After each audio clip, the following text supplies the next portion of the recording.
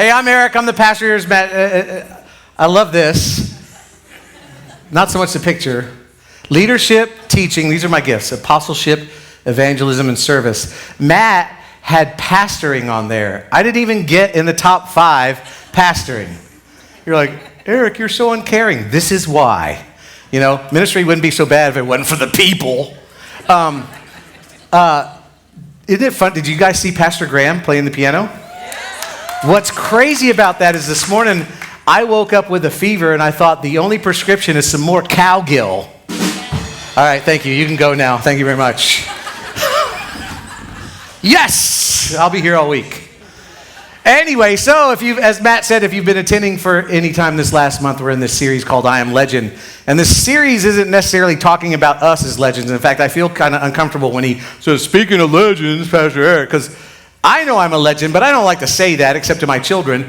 They don't know that either, even though I tell them all the time that I'm a legend. But it's not talking about us as being legends, but about God, the great I am as a legend. And that as we follow him, we become part of the legendary story that started being written way back from the first time that he called himself the great I am. And if you don't know that, that happened when God appeared to Moses in the form of a burning bush.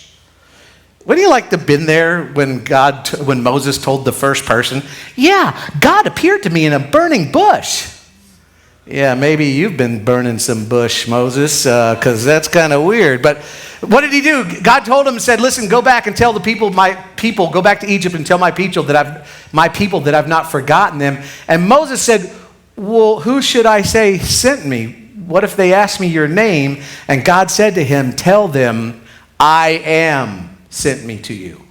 And that phrase for God has been used. In fact, I'm not even going to explain it to you because you're like, what does that mean? That phrase for God has been used throughout the Bible so many times that I was going to tell you, but I didn't feel like counting it out. So there's something for you to do. Jesus used that phrase. In fact, remember in the book of John, on the night that he was going to the cross, the night that he was betrayed, when he was in the garden, the soldiers came to him and they said, we're looking for Jesus of Nazareth. And he goes, I am he. And they all fell out from the power of God. So Jesus used that term to describe himself many times.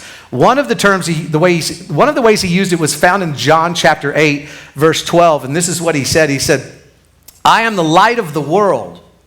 Whoever follows me will never walk in darkness, but will have the light of life. So Jesus described himself as a light and that he brings life. And if you follow him, that's important. He says, whoever follows me will have the light to navigate their life. They'll never be alone. They'll never be in the darkness. And so he invites us to follow him on this legendary adventure. And in following him, he also invites us to invite other people to follow him. In fact, in the Sermon on the Mount, here's how he invites us to become a part of this legend. He says in the Sermon on the Mount, in chapter 5 of Matthew, he says, you are the light of the world. He says, so first he says, I'm the light of the world. But when we follow him, he says, now you are the light. Not a light, not one of many lights, but he says, you are the light of the world. So that same light that's in Jesus, when he says, I'm the light of the world, he says, now if you're following me, now you are the light of the world. He says, you're the light of the world. A town built on a hill cannot be hidden. We just came back from vacation. We drove out west to Arizona. And when you drive out west and you come over a pass, you'll see a city. That's El Paso. You can see El Paso, and it's all lit up. You can't hide it. Jesus says, you're like a city. You're not going to be able to hide that light. You're going to be able to see it. And just like a town out west can't be hidden, he says, you're the light of a town built on a hill cannot be hidden. Slow down. Neither do people light a lamp and put it under a bowl. Instead, they put it on its stand and it gives light to everyone in the house. So you don't turn on a lamp and put a towel over it, right? He says that would be ridiculous. In fact, when Jesus is talking to this group on this side of this hill, they thought the same thing. That would be silly. Of course not. We wouldn't put a lamp out there and put a bucket over it. You want it so everyone can see. He says, then in the same way, just like the city can't help but shine, just like you put a light out on a table for everyone to see, in the same way, let your light shine before others, that they may see your good deeds and glorify your Father in heaven. That when you become a follower of Christ, something's going to naturally happen Just like that city just naturally shines its light and everyone can see where it is, there's something that happens where you're going to shine this light. It's going to come out. And so when he said this on that side of that hill, when Jesus said that, this group of people probably looked at each other and said, we're not a light. I mean, have you seen where we live? Have you seen what's happening with our economy? Have you seen this country that's occupying our land? But little did they know that that little spark that was ignited thousands of years ago would start a fire that would eventually light the whole world. And as dark as the world seems to get at times, maybe as dark as it seems to be now, or fearful or uncertain with our economy and wars and politics and things going on, according to Jesus, and if Jesus says something, I tend to listen, because if you can predict your own death and resurrection and pull it off, you should probably listen to what he has to say. According to Jesus, there will always be a light. And he says that you are the light of the world. I are a part in the light of the world. So in a sense, we are part of this legendary story.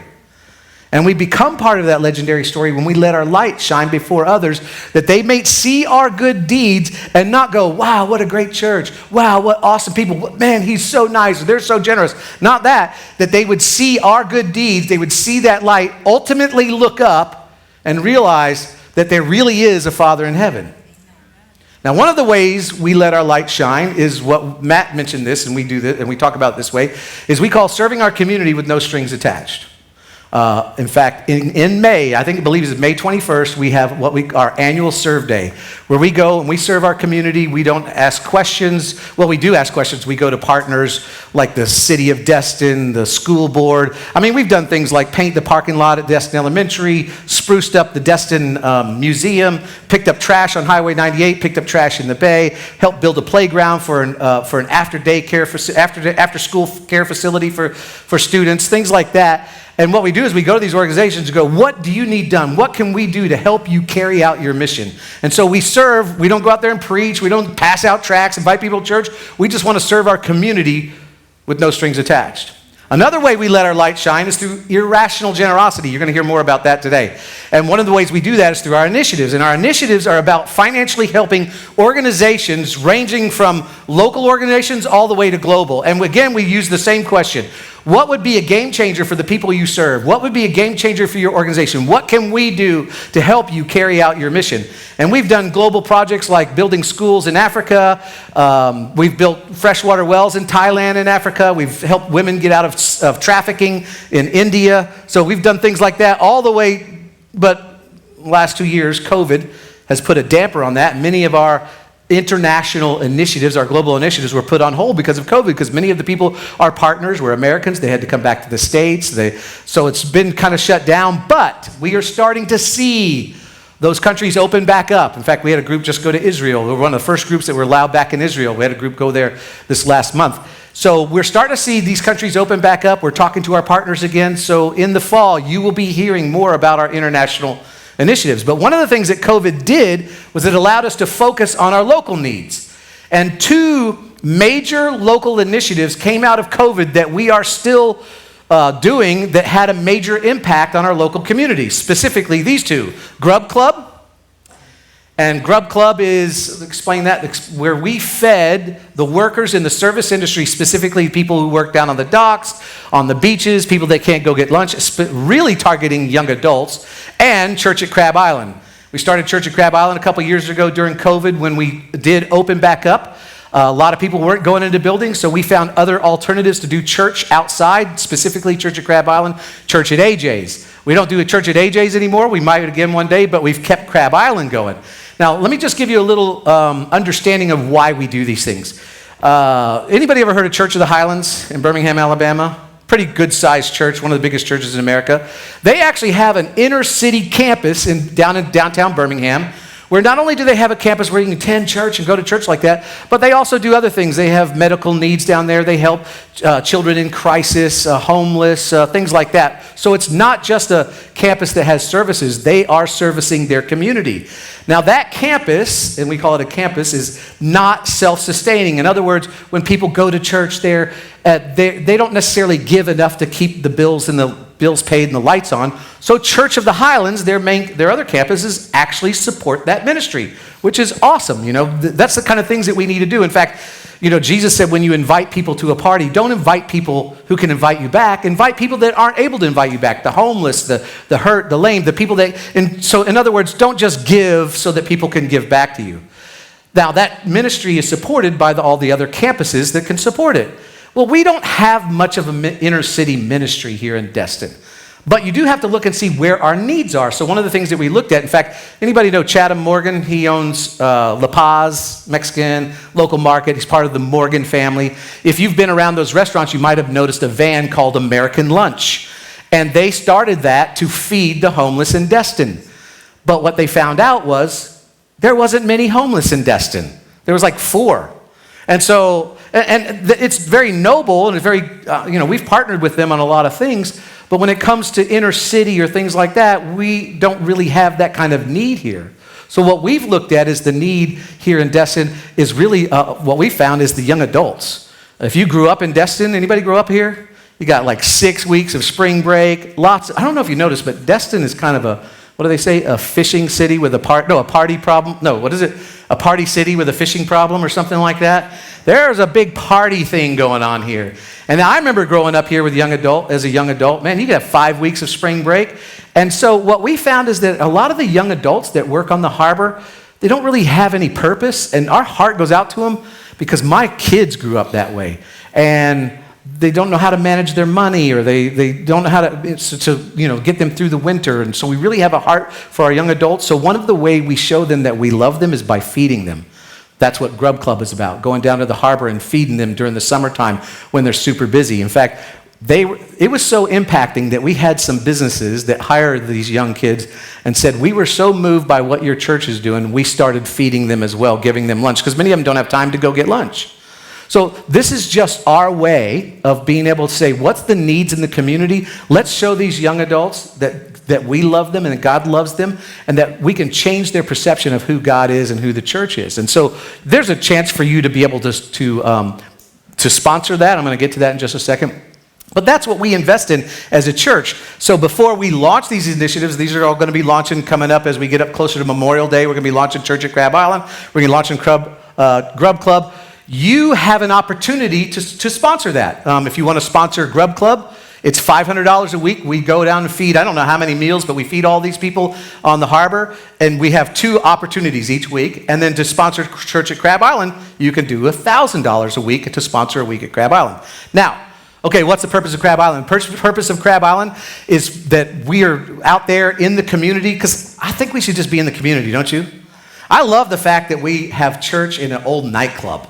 Do you know how many people I've had come up to me and go, Eric, if you knew what went on in here. I go, I do, because I was here. I did what went on in here. That's why it says if these walls could talk, they would tell some stories, because there's lots of stories here. So Crab Island is just a way to get us back out in the community. And one of the strategic reasons why we do it is because when they sit there at Crab Island, people sit there and they watch on video 30 minutes, a short video of what happens in here.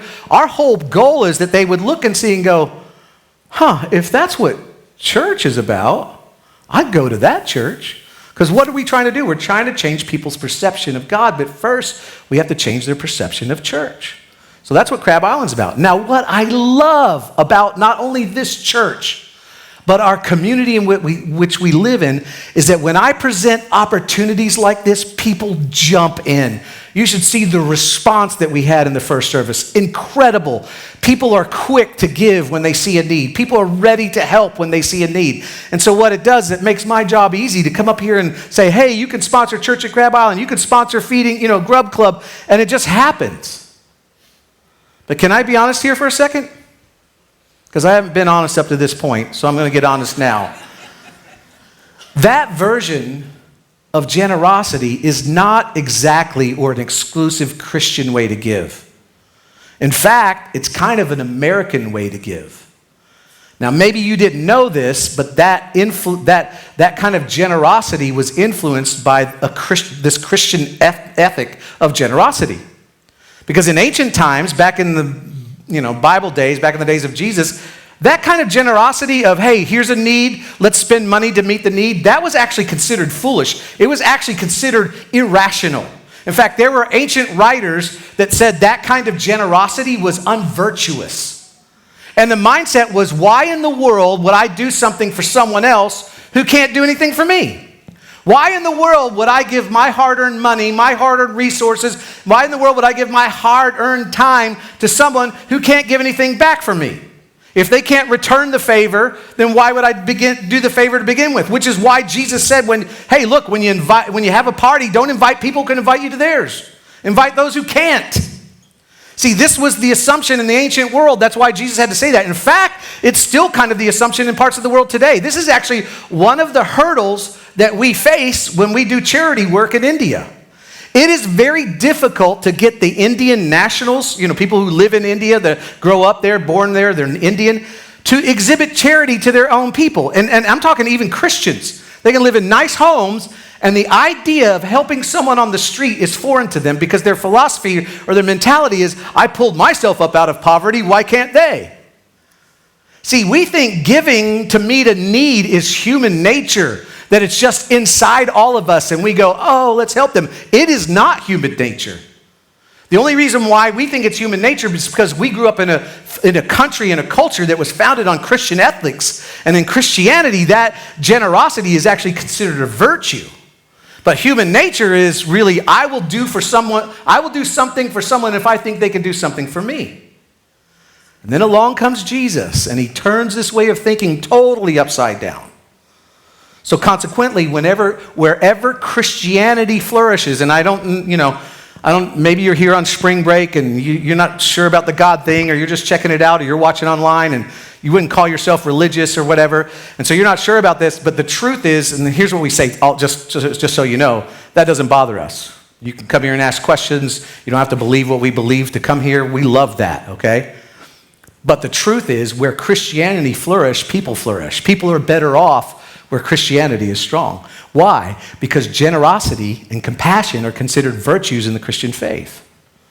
And it really stems from one of this main verses out of the Bible, probably the most famous verse out of the Bible. Tim Tebow wrote it, and it's in John chapter 3, verse 16. And you've heard this verse. It says that for God and so loved the world, and I want you to read this with me, that he what? Gave. God so loved the world that he gave so that whoever believes would have eternal life and not perish. God so loved the world that he gave. And the reason why this kind of generosity was launched in the world was because it emanated from the gospel. If you don't know what the gospel is, the gospel is just a word for a good story, and it's the good story of Jesus. So we use it to refer to the first 4 books of the New Testament, Matthew, Mark, Luke, and John. And the reason why we have this kind of generosity in our culture is because it emanated from this story, that God so loved the world that he didn't give to people who could give back to him. In fact, he gave to people who were incapable of giving back to him. And then he said, what I've done for you, now I want you to turn around and do it for others so that they can see your good works and go, whoa. And then I want you to turn around and I want you to point them to their Heavenly Father.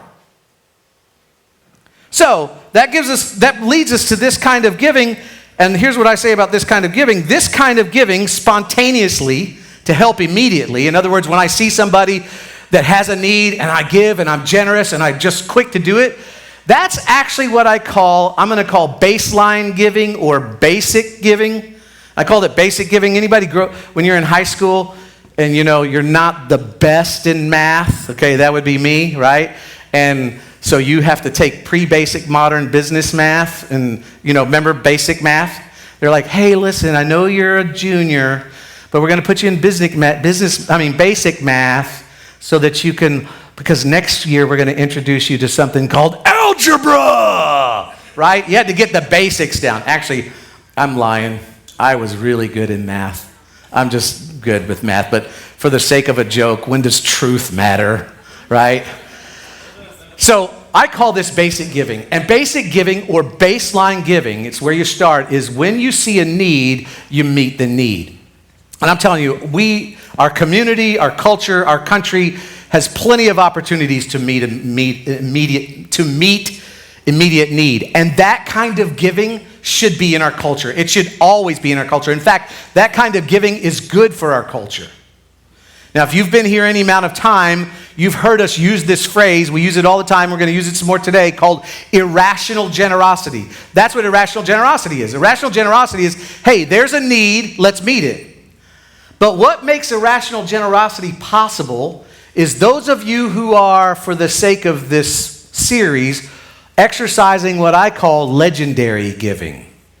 You're like, what is this?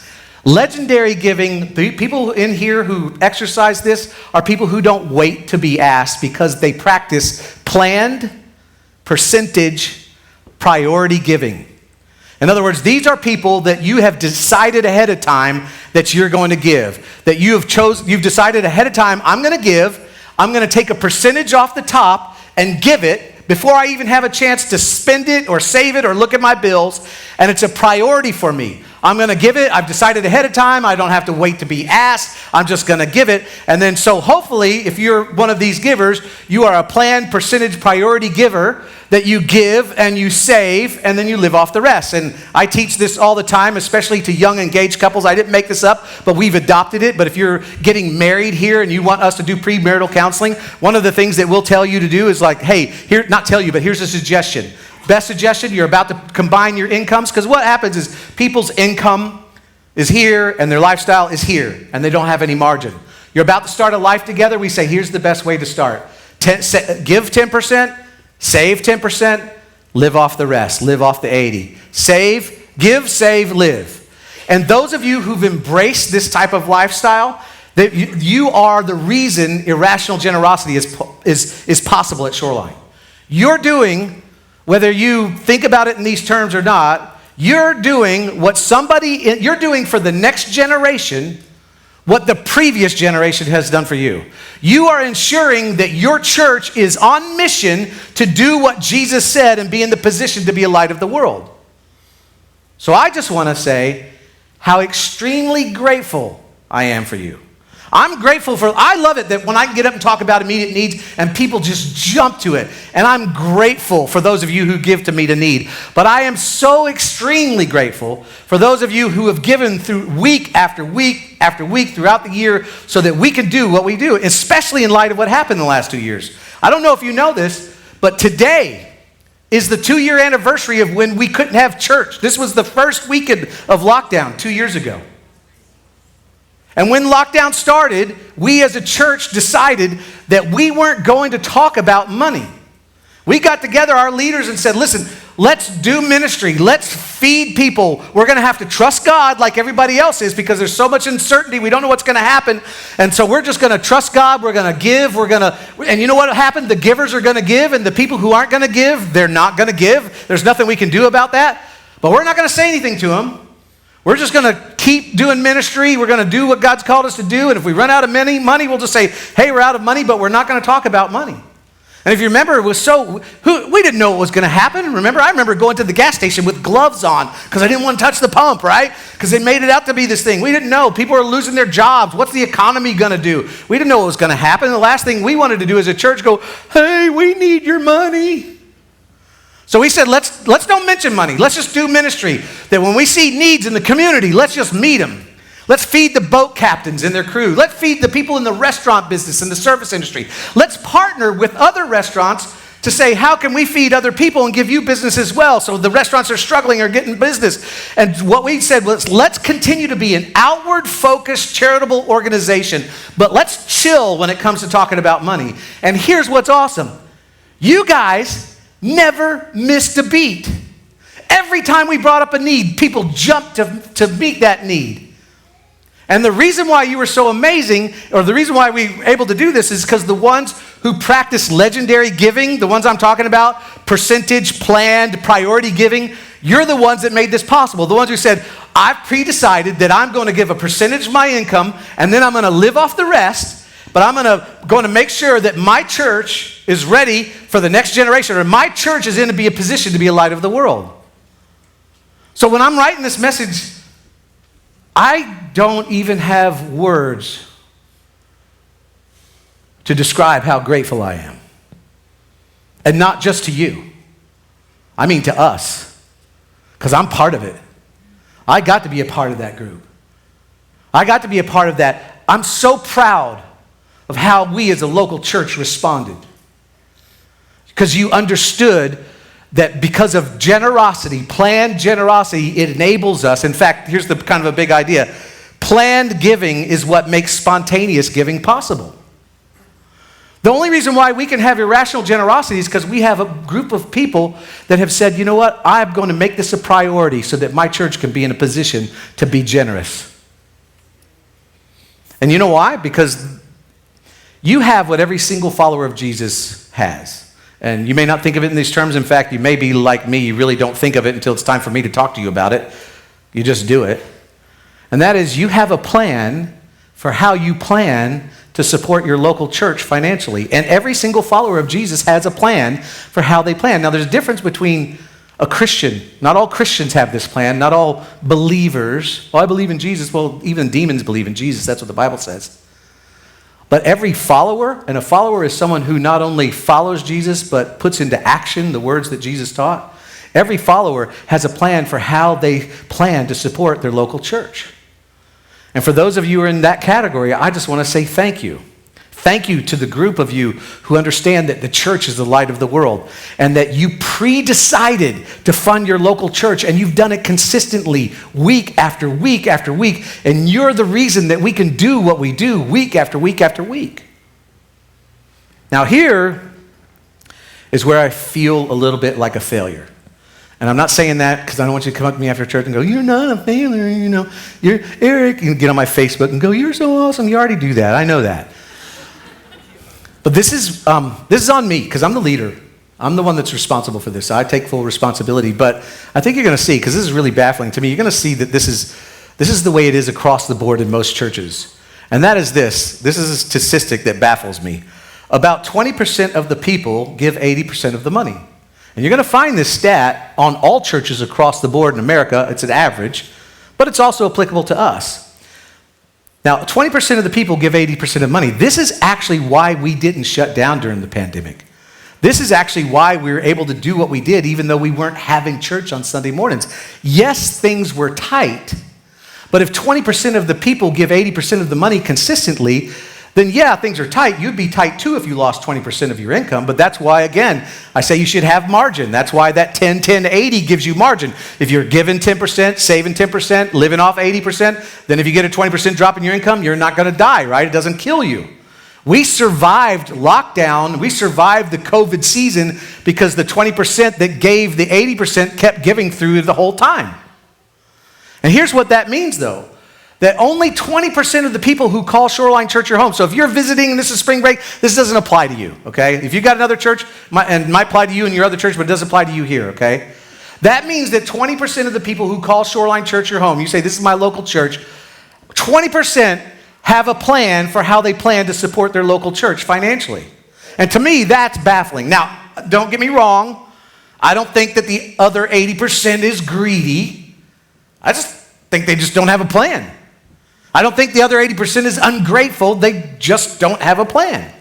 So here's my challenge to you in the series, I Am Legend. If that's you, why not make a plan? Because I don't want you to give the way the average American gives. And how does the average American give? There's a need, something's pulling on my heartstrings, so I'm going to write a check. I mean, you should give that way. We should. But you should give better than that. And here's why. I'm going to explain why. It just comes natural for us to, as Americans, for the spontaneous type of giving, okay? It's just natural to us. And here's why. Because Americans in general prefer intervention over prevention. As Americans, we prefer intervention over prevention. Now let me explain those words. Leave them up there for a minute. Intervention, that means in the middle of Avention, okay? Now prevention, that's before, so that's before avention. You guys got it? See, you said this church isn't deep. You don't even understand that. That's how deep it is. No, let me put it this way. Let me give you an example. You ignore your health, right? Suddenly something happens, so you rush to the doctor to intervene, and the doctor says, you know you could have prevented this. And you go, yeah, but I'm an American. We don't prevent things. We intervene in things. We wait for there to be an emergency, right? You drive your car and the little light comes on. What do? You put duct tape over it so you can't see it anymore. And then one day you have to go to because it won't drive anymore, now you have to have an intervention instead of prevention. Same with marriages. If I don't do the work in my marriage, yes, marriage is work. If I don't do the work, I don't do date night, I don't, open up and get intimate and talk, all of those things that are required, guess what happens? I end up having to go to counseling. Now, don't get me wrong, there's nothing wrong with counseling. I use counseling as a prevention. My wife and I see a counselor once a month. It's part of the prevention. But if we don't do that, we're going to have a big intervention. Here's the problem. Culture actually kind of rewards this. There's been a lot of talk about student loans and nobody having to pay back their student loans. And there's actually some programs out there because they realized, just like there was predatory mortgages back in the early 2000s, there's predatory student loans. But to get help, you have to not pay your mortgage or pay your mortgages too, not pay your student loan for 6 months before they'll even consider you for help for it. So if you are, you're conscientious and you continue to pay even though you're struggling, you don't get any help. So what it does, our culture actually rewards intervention instead of prevention, right? So that's just how we live. But when you hear it this way, it just sounds foolish, doesn't it? See, if there's no problem to solve, if there's no problem, there's no tension, then there's no motivation to be intentionally preventive. And that's just the way we live. And that's the way most Americans give. Most Americans give to solve a problem that they can see, rather than prevent a problem that they can't see. Now, both kinds of giving are necessary. We should be involved. If you're going to have what I call a giving portfolio, you should do both of those kind of things. But in order to give spontaneously, you have to be really disciplined with your finances so you have it available. So we should have both of them, preventive and intervention giving. But what is better? Which one's better, preventive or intervention? Let me bring back to your health. Would you rather be cured of a disease or just avoid it altogether? I'd rather avoid it altogether, right? See, the reason why we like intervention giving is emotional and the results are measurable. See, when we give to a need, it's sexy. There's families in need. We got kids who are in need. We got the community, this section of our community is in need, so we're going to give. And we fed 1,500 families, and we provided toys for 1,000 children for Christmas, and we built a playground in this low-income neighborhood. That feels good. Feels sexy to give to that. And it's measurable. We fed 1,500 families. But prevention giving is neither emotional nor measurable, but it's superior. And when I say it's not measurable, you can't measure the results of a problem that never materialized to begin with. So planned giving to an outward-facing church is preventative. And those who practice legendary giving at this church, or any church, if you go to church somewhere else, you are preventing things that will never happen in the first place. And it's not emotional. It doesn't feel sexy. It's not, that's the first time I've ever heard sexy used in the term of giving. You're like, you want to give? It's really sexy. Maybe it just makes us feel good, right? But it's not emotional. It's not sexy. You don't wait till you're asked. It's not measurable. At the end of the day, it's superior. And when I talk about an outward-facing church, I'm talking about a church that's doing stuff in the community, that's doing stuff for families, doing stuff for kids, that they're not just concerned about internal spiritual things where it's all just internal and about us, but they're concerned about external things, social justices and community needs. Because I'm telling you, this kind of giving prevents divorce. This kind of giving prevents poverty. It prevents drug abuse. It helps curb alcohol abuse. It prevents child abuse and sexual abuse. In fact, let me just get really specific. In terms of intervention, let me just give you an example.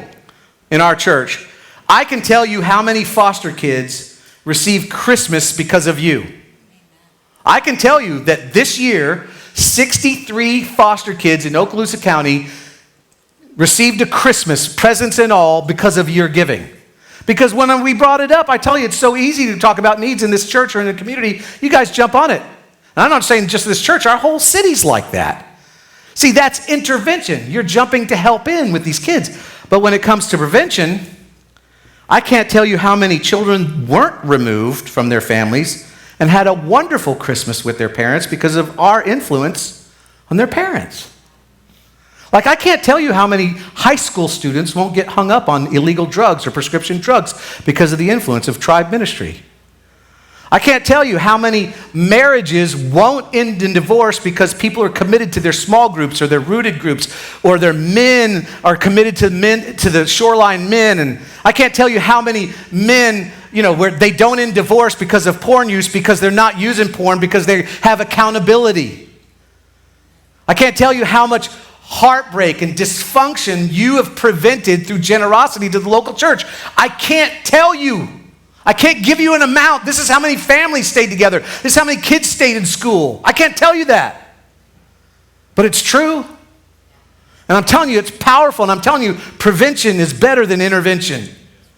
And to be involved and give towards an outward-facing church that is focused on prevention is some of the best prevention you can give in your life. So, thank you, clapper. One clapper. Thank you very much. I love you. I'm going to hire you. So here's what's going to happen. You're like, Eric, I brought friends today. Thanks. This doesn't apply to your friends. It doesn't apply to you. I mean, if you want to take it, great. But if you don't, you go, just church wants your money. It's not about church wants your money. But in a minute, what we're going to do is we're going to receive an offering. And I always give an out because, listen, Jesus never forced people to do anything. Jesus just said, follow me. Hey, where you go? Where are you staying? Come follow me.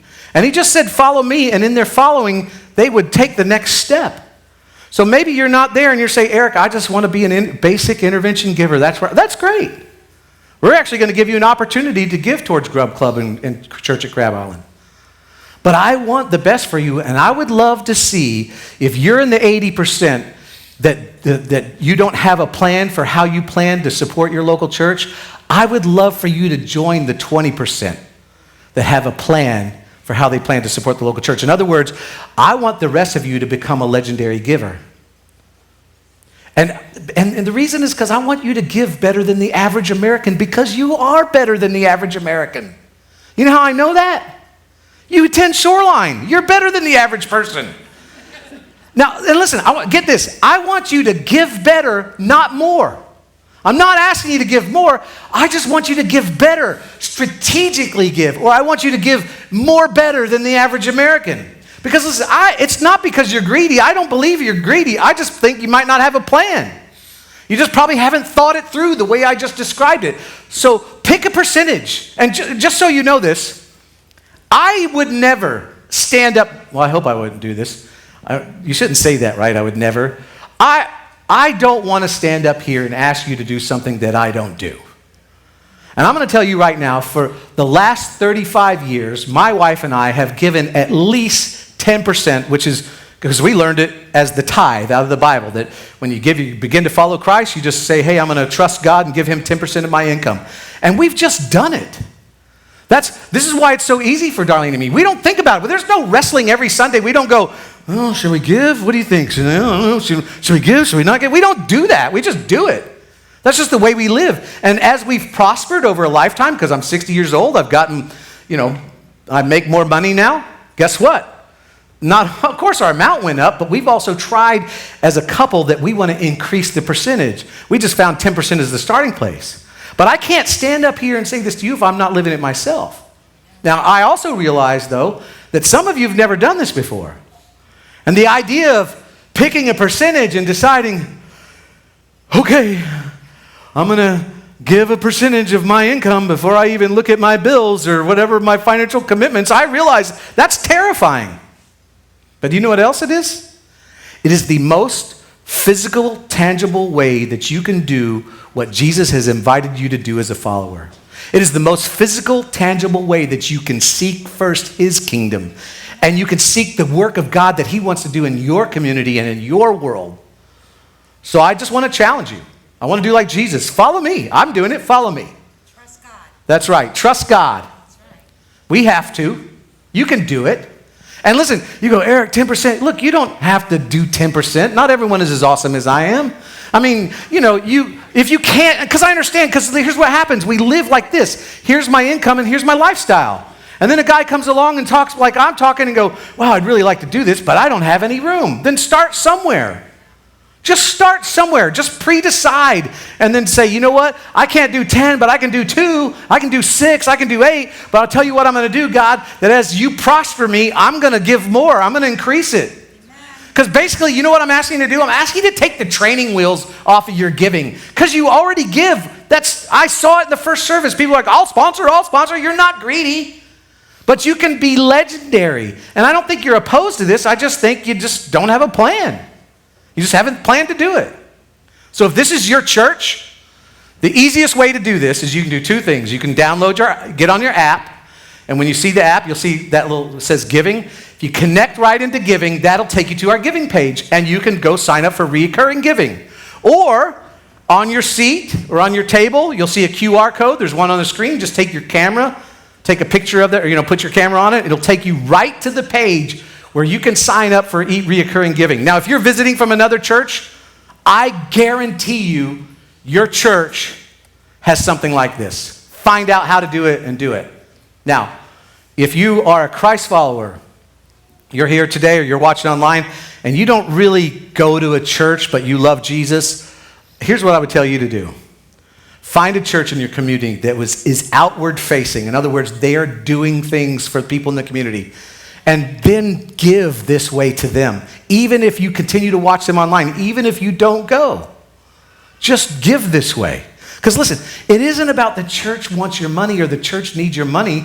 I just want you to be that kind of legendary giver that's part of the story of what God is writing. So sign up for recurring giving, and it just becomes, again, you're not going to write the check every week, and it's not going to feel, you're going to go, oh, yeah, that's right, I give. But it is preventive. It is accomplishing. Listen, here's the most crass way I know how to say it. All right, you ready? Don't procrastinate, automate. Well, that went over a lot better in the first service. Don't procrastinate, automate. And one last thing, and then Graham will start playing the piano. If you don't trust us, or you don't trust me, you might be sitting here going, Eric, I see what you're doing. Because you're using your phenomenal speaking skills to influence me to get my wallet. I see what you're doing. I get that. You got me all figured out. Then find church somewhere else that you trust. Find a church that you do trust and give there. I just don't want you to be a part of the legendary I want you to be a part of the legendary story that God is writing in our community and the world. And I'm going to make this promise to you. If you do this, you say, I'm going to do this. You will never miss money that you give to a good cause. Now, you're going to miss money that you buy on shoes that you can't wear anymore. You're going to miss, money that you have a garage full of stupid things that you don't use anymore. You're going to miss money that you waste or you misinvest. You're going to miss that, but you will never miss money that you give that enhances somebody else to do something great in the world. You'll never miss that. Okay, this is really the last thing. If you don't do this, let me tell you what's going to happen. We are going to be here for your family 24/7. In other words, you don't do this, there's no strings attached. We're not going to go, well, you don't give. We're not coming to the hospital to your poor mom that's sick. We're not going to do that. We're still going to be here for your family and your kids 24/7. You know why? Because God, our Heavenly Father, through His Son, made it very clear that He is here for you, not for what He wants from you, but what He wants for you 24/7. So we, as His church, His hands, and His feet, we are going to be here for you. I just don't want you to miss out on an opportunity of a lifetime. And what that opportunity is, I love it that we get to partner with other people, you, me, the people sitting around you. We get to partner together to do something that none of us could do on our own, but we can do it together. I'm telling you, we can be the influence in this community. I want to be the pastor of the church that people don't even know us go, oh my God, that church is so giving. That church is so generous. Do you know one of the things that we kind of have this philosophy? I wasn't going to talk about this. It's difficult, because when the person playing the piano comes up, it's to pull on your heartstrings at the end of the service, but it's just weird when it's Graham. I just almost laugh, don't you? That Graham's up there playing the piano. There we go, that's better. All right, go back to the serious. I want to be. No, I seriously do. I want to be the pastor of the church that, I'm not sure I believe what they believe. I'm not sure about that Jesus thing, but man, they are one generous group of people. That's the church I want to pastor. Because you know what? I say this all the time. What we're part of is bigger than the part we have to play. And as I get older, I realize, oh my gosh, we're a part of something legendary. Let's pray. Father, thank you so much that you love the world. And that's us. That's everyone in this room, everyone watching right now. That you loved us so much that you gave your best. How can we not do the same thing? God, thank you for allowing us to be a part of this legendary story that you have. That's still being written. Even though the Bible's been written and printed, the story still goes on. In fact, the Apostle Paul said that it's being written on the pages of our heart. God, we want you to write on our heart so the world can read us. We want to be the light of the world. God, thank you so much for giving your best. We want to give our best. We love you. And we just want to worship you in Jesus' name. Amen.